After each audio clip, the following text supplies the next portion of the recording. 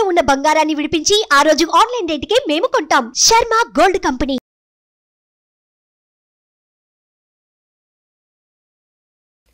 నమస్తే, welcome to Suman TV. నేను మీ యామ్ని. ప్రస్తుతం మనతో ఉన్నారు ప్రముఖ ఆధ్యాత్మికవేత్త, ప్రముఖ జ్యోతిష వాస్తు పండితులు, భారతీయ శంకరపీఠ వ్యవస్థాపకులు అన్నవరపు తిరుపతి అవధానిమూర్తి గారు ఉన్నారు. గురుగారితో మాట్లాడి మనకున్న సందేహాన్ని అడిగి తెలుసుకుందాం. నమస్కారం గురుగారు. ఓం శ్రీ మహాగణాధిపతయే నమః. గురుగారు, ఇప్పుడు మిథున రాశి వారికి సంబంధించండి, అంటే వాళ్ళ స్వభావం అనేది ఏ విధంగా ఉంటుంది, జీవితకాలం చూసుకున్నట్లయితే అసలు వాళ్ళు ఏ విధంగా ఉంటారు, ఇంకోటి ఏంటంటే పరిహారం కూడా తెలియచేయండి వీరికి సంబంధించి. మిథున రాశి మృగశిరార్థం ఆరుద్ర పునర్వస్త్రయోర్మిథునం.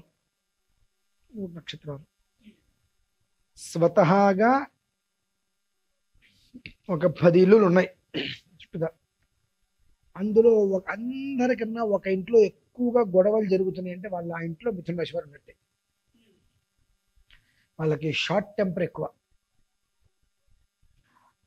మౌనంగా కూర్చొని చేరాని పనులన్నీ కూడా చేసేస్తూ ఉంటారు. మెడిటేషన్ చేసేటువంటి వ్యక్తి కూడా ఇరిటేషన్ తెప్పించగల సామర్థ్యం గల వాళ్ళగా చెప్పొచ్చు ఒక మాటగా.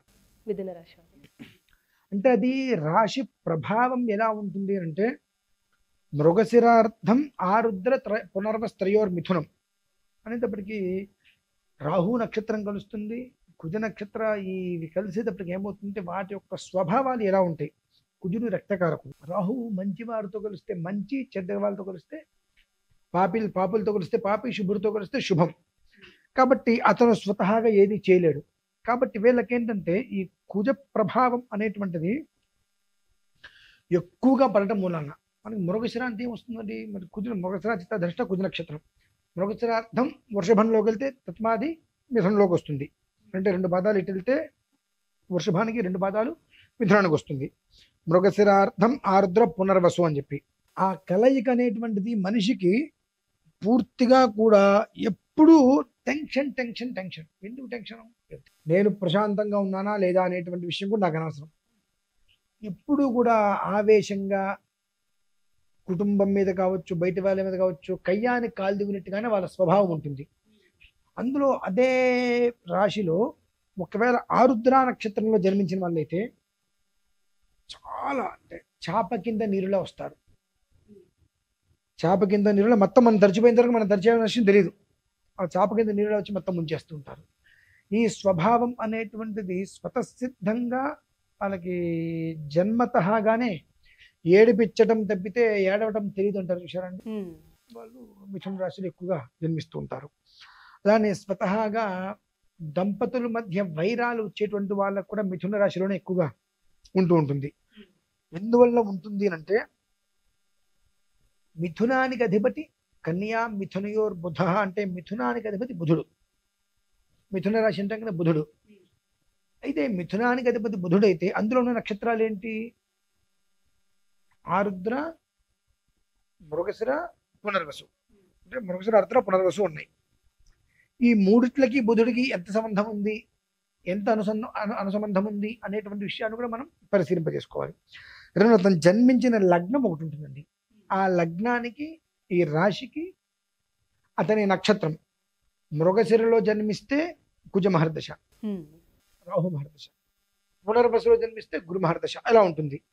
ఈ మహర్దశలకి అతని లగ్నానికి, రాశికి ఎంతవరకు అవినాభావం ఉంటుంది అంటే ఒక్క మాటగా చెప్పాలంటే ఈ యొక్క మిథున రాశి స్వభావం ఎలా ఉంటుందంటే పూర్తిగా కూడా స్వార్థ విధానం. నాకు వస్తే చాలు, అది వాళ్ళు కావాలని చేస్తారా ఆ మాట మనం చెప్పకూడదు కూడా. ఎందువల్లనంటే మానవ జీవితం అనేటువంటిది గ్రహగతులను అనుసరించే నడుస్తుంది. అంతే తప్పితే సొంతగా ఏదో చేస్తాను అంటే అది అవ్వదు. దాకా మనం చెప్పుకునే ఇవన్నీ తయారు చేసింది కూడా మనుషులే కదా అని చెప్పి. అతని యొక్క తిథివార నక్షత్ర యొక్క బలం ఏదైతే ఉంటుందో ఆ బలం అనేటువంటిది ఆ మనిషికి అలాంటి ఆలోచన ఇచ్చింది. అదే నక్షత్రంలో ఇంకోటికి ఆలోచన ఇవ్వట్లేదు కదా. ఎందుకు ఇవ్వట్లా? ఆ గ్రహస్థితి వేరు, ఆ సమయం వేరు, ఆ లగ్నం వేరు. దశ, అంతర్దశ, విదశ, ప్రాణదశ, సూక్ష్మదశ అన్ని వేరు, సంబంధం ఉండట్లా. కనుక అదే నక్షత్రంలో ఒకరు సామాన్యంగా ఉంటే ఒకరేమో ఎక్కడో మంచి పొజిషన్లో ఉంటుంటున్నారు.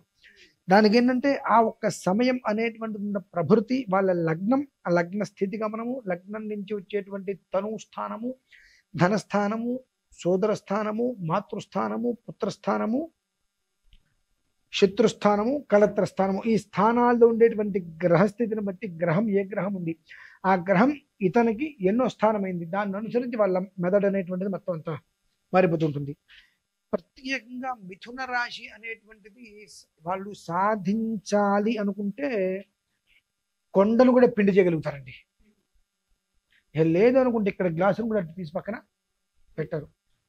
వాళ్ళు కష్టపడవలసిన అవసరం లేకుండానే జీవితం నడుస్తూ ఉంటుంది అట్లా. కానీ ఎంతకాలం కుటుంబంలో కొట్టుకుంటూ కలహాలతో ఉంటుంటే జీవితకాలం అంతేనా? ఎక్కడో ఒక చోట మార్పు రావాలి, ఎవరో ఒకళ్ళు తీసుకోవాలి. ఎవరైనా ఒకళ్ళు తీసుకోవాలి అంటే ఆ మిథునానికి అధిపతి ఎవరు? శ్రీమన్నారాయణుడు. విష్ణోరరాటమసి విష్ణో పృష్ఠమసి విష్ణోస్త్రే స్థో విష్ణోస్యూరసి విష్ణోర్ధ్రువమసి వైష్ణవమసి విష్ణవేత్వా. మిథున రాశి వారు సర్వకాల సర్వావస్థల యందు కూడా విష్ణుమూర్తి వారిని ఆరాధించడం అనేటువంటిది వాళ్ళ కుటుంబానికి, వాళ్ళ ఒక ఆలోచనకి, మేధస్సుకి చాలా ఉపయోగం. వాళ్ళు వెళ్ళేదేంటి, చేసేదేంటి, చేస్తున్నదేంటి, ఎలా వెళ్ళాలి, ఏం చేస్తున్నారు, ఏం చేయాలి, ప్రతి ఒక్కటి కూడా వాళ్ళకి తెలిసే రీతిలో ఆ విష్ణు శబ్దం, నారాయణ శబ్దం అనేటువంటిది ఓం నమో నారాయణాయేతి మంత్రోపాసక, ఓం నమో నారాయణాయ అనే 8 అక్షరాలైనా సరే నిరంతరం నిరంతరం తలుచుకుంటూ ఉన్నట్లయితే ఆయన యొక్క అనుగ్రహముతోటి ఈ యొక్క రాశి ప్రభావం వలన వాళ్ళకి ఆ రాశిలో ఉండేటువంటి నెగిటివ్ ఏదైతే ఉంటుందో ఆ నెగిటివ్ అనేటువంటిది వాళ్ళ మీద పడకుండా, ఆ రాశి ప్రభావంలో పాజిటివ్ ఏదైనా ఉన్నది అంటే అది మాత్రమే వాళ్ళ మీద పడి కుటుంబంలో అన్యోన్యత లోపించకుండా, ఎవరితోటి గొడవ పడకుండా, కయ్యానికి కాల్దువ్వకుండా, మనము మన కుటుంబం మనం మన కోసంగా ఇంకెవరి కోసం కష్టపడతాం అనేటువంటి స్థితిలో కలిసి ఉండటానికి కేవలం కూడా నారాయణ శబ్దం, నారాయణ, ఓం నమో నారాయణ, ఓం నమో నారాయణ అని ఏ రకంగా అయినా సరే విష్ణుమూర్తి, విష్ణు సహస్రనామం తెలుసుకోవచ్చు, ఓం నమో నారాయణ అనుకోవచ్చు, ఏదైనా సరే ఆ శ్రీమన్నారాయణుడికి సంబంధించినటువంటి అక్షరాలు, మంత్రాలు, శ్లోకాలు ఏవైనా సరే నిరంతరము వారు జపించటము వలన ఆ కలహాలు, ఇబ్బందులు శాశ్వత కాలానికి తొలుగుతాయి. అంటే వాళ్ళు ప్రయత్నాలు చేసినప్పటికీ కూడా పాపం కష్టపడ్డప్పటికీ కూడా అమ్మా అంతకు మించినటువంటి అవమానాలు ఎక్కువ. కష్టపడతారు, సుఖము ఉంటుంది, కష్టము ఉంటుంది, ఈ రెండిట్లకు మించి అవమానాలు ఎక్కువ ఉంటాయి. ఎన్నున్న వాళ్ళు మ్యాక్సిమం చెవులు పట్టించుకోరు కొద్ది పనులే. కాబట్టి వాళ్ళు చేసేటువంటి పనులు ఏదో ఒక రకంగా ముందుకు వెళ్ళే ప్రయత్నం జరుగుతుంది. ఇవన్నీ పట్టించుకుంటూ ఉంటూ వెళ్ళలేరు. కానీ ఈ ప్రతి ఒక్క స్థితిలో కూడా వాళ్ళు వెళ్ళేటువంటి ఆ విఘ్నాలు అనేటువంటిది రాశి చక్రాత్తు, లగ్నవశాత్తు అడ్డంకులు వచ్చి ప్రతి చిన్న విషయానికి ఆ దంపతులలో ఎవరిదైనా కనుక మిథున రాశి కనుక అయిందంటే చిన్న విషయాన్ని కూడా వాళ్ళు భూతద్దంలో చూస్తారు. ఎందుకు అంటే అరిచేస్తారు గట్టి గట్టిగా. కొంతమందికి మనం పిచ్చెక్కేసిన అనుకుంటుంటాం, ఊరికే ఆ రకంగా గట్టి గట్టిగా అరిచేస్తూ ఉంటారు. ఆ స్వభావాల నుంచి బయటపడి కుటుంబంతో ప్రశాంతంగా ఆ జన్మాంతము, ఇప్పుడు వచ్చే నెల వచ్చే నెల కదా, జీవితకాలం ప్రశాంతంగా ఉండాలంటే ఎప్పటికప్పుడు ఒక్కసారి ఈ యొక్క వీడియోస్ వింటూ ఉంటే వాళ్ళు చేసినటువంటి వాళ్ళకి జరుగుతున్నటువంటి అన్ని అర్థమవుతుంటాయి. కాబట్టి వాటిల్ని మనం నివారించుకోవాలంటే విష్ణు నామస్మరణ, నారాయణ నామస్మరణ అవి చేసుకుంటూ తనని తాను కంట్రోల్ చేసుకొని ప్రశాంతంగా ఉండవచ్చండి.